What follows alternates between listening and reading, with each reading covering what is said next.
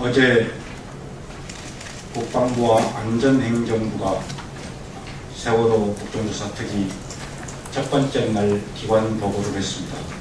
가족대책위에서 나오셔서 기관 보고에 대한 모니터링을 여러분들에게 발표하셨고, 오늘은 어제 그 국정조사 기관 보고에 대한 모니터링 결과를 가족대책위의 대변인 유경근 대변인께서 발표해 주시겠습니다.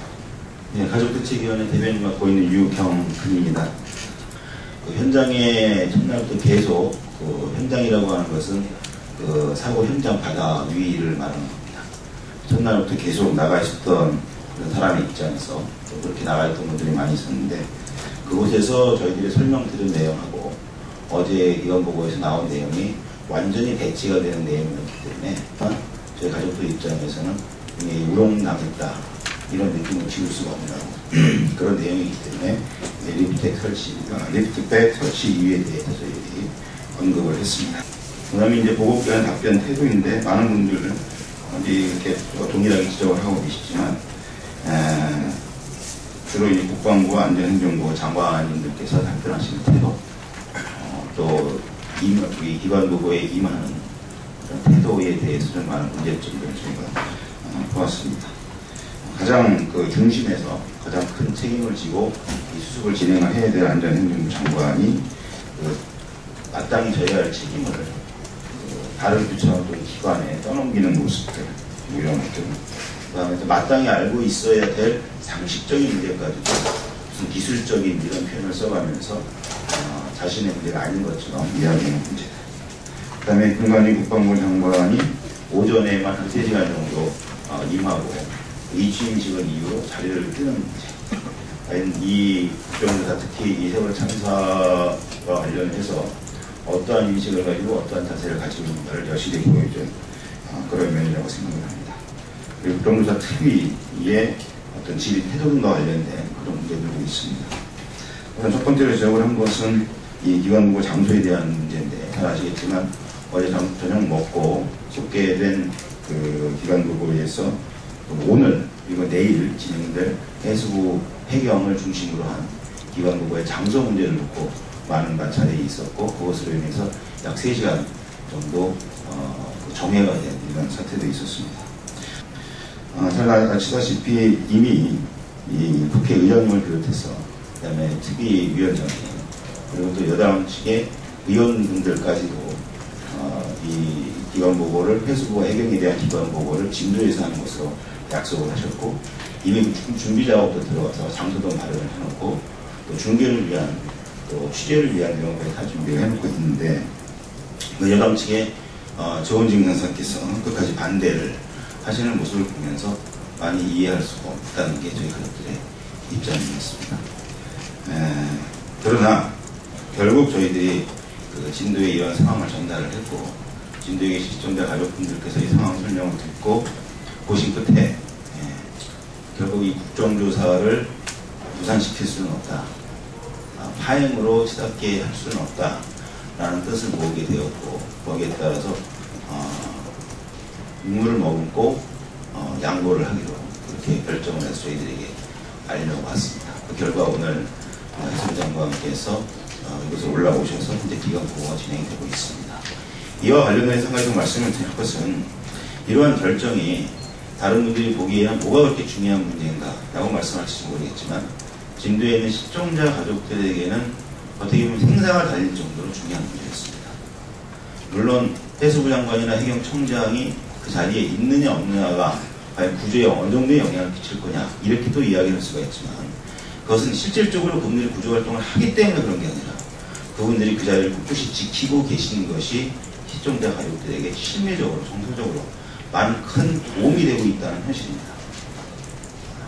그렇기 때문에 이 가족들이 동원했던 것인데, 결국 이 실종자 가족들의 마음을 단 한치도 이해하지 못하고 자신들이 세운 그런 기준에만 맞추려고 하는 이런 모습에 대해서 대단히 크게 유감인 것이고, 더더군다나 그런 상황에서도 결국 국정조사를 파행시킬 수 없다고 하는 그런 큰 대의를 받아들일 실종자 가족들의 입장을 어제 밤 11시경에 속개가 될 때 간단하게나마 기자분들과 또 그 자리에 계신 특위위원들에게 짧게라도 설명을 드리고 싶었는데, 그래서 그 위원장께 한 30초도 좋고 1분도 좋고 마이크가 없어도 좋고 단상이 안 나가도 좋고 단 1분만 그 뜻을 전달할 수 있는 시간을 달라고 그랬는데 완전히 무시를 당했습니다.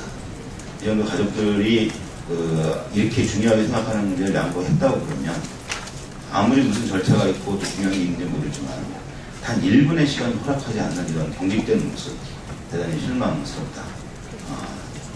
그래서 심재철 위원장께 대단히 유감이다 라는 말씀을 공식적으로 드립니다. 한 가지 더 말씀을 드릴 것은 이 생방송과 관련된 문제입니다. 물론 이 지상파를 중심으로 한 이 방송사에서 이 기관 보고를 생중계하거나 하지 않는 것은 방송사의 판단일 것입니다. 그것을 국회의장, 특위위원장이 아니라 대통령이라 할지라도 마음대로 할 수는 없겠죠. 문제는 그것을 저희들은 충분히 요청을 할 수 있다고 생각합니다. 요청을 했다고 그러면 적어도 거기 정당성이 있고 충분한 그런 이유가 있다고 그러면 받아들이셔서 성사 여부와는 별개로 요청을 한다거나 진행을 해보겠다고 하면 답을 드리면 되는데 나오는 대답은 나의 권한이 아니다.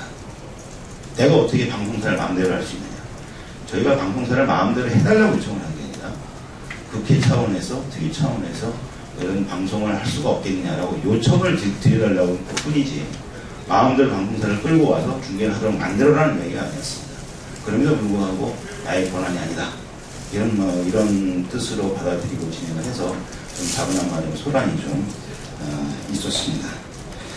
이런 부분에 대해서도 대단히 유감이고요.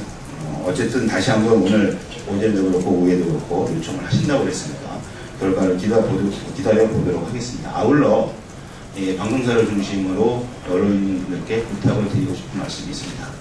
잘 아시다시피 사고 초기에 약 한 일주일, 2주일 동안은 저희 실종자 가족, 희생자 가족들과 이 언론사들 간에 많은 마찰이 있었던 것을 잘 아실 겁니다. 또 그 이유도 잘 아실 겁니다.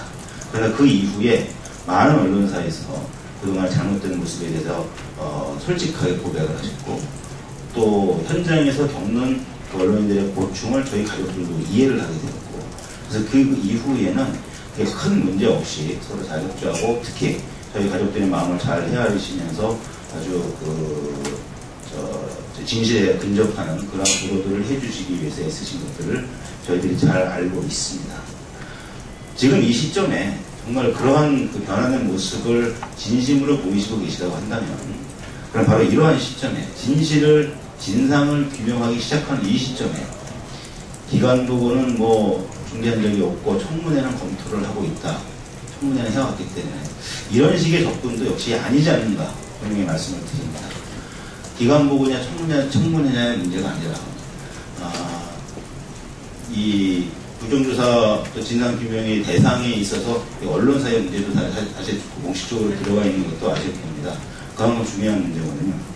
그렇다고 그러면 변화되는 모습을 바로 이러한 시점에 국민들에게 이 진상규명의 과정을 낱낱이 그대로 보여드리는 것도 이 시점에 필요한 언론인들의 또는 언론사에 필요한 모습이 아닌가 그런 기대를 갖고 있습니다.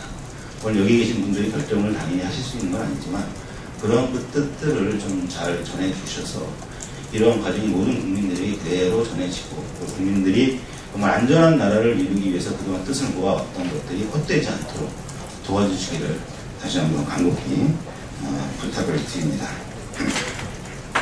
기타 내용은 나눠드리는 자료, 이메일을 통해서 드린 자료를 통해서 다시 한번 검토하시고 적극적으로 보도해 주시기를 다시 한번 간곡히 부탁을 드리겠습니다.